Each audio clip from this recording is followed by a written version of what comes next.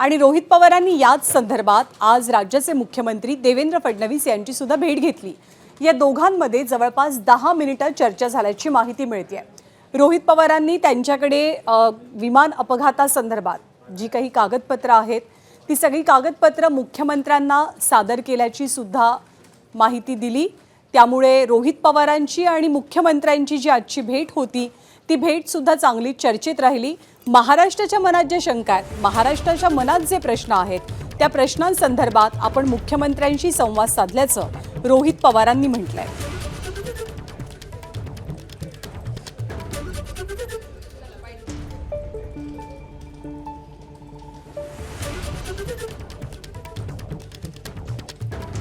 Home minister साहेब असतील, प्रधानमंत्री साहेब असतील आणि जे योग्य असे जे कोणी तिथं असणारे मंत्री नेते आहेत त्यांच्याशी थोडासा पाठपुरावा करून याच्यामध्ये पारदर्शकता या एन्क्वायरीमध्ये यावी यासाठी प्रयत्न करावे आणि त्यासाठी त्यांनी सकारात्मक भूमिका त्या ठिकाणी व्यक्त केली।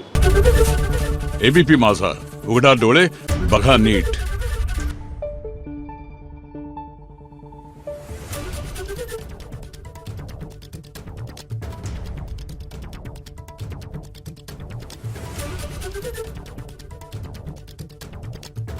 Thank you.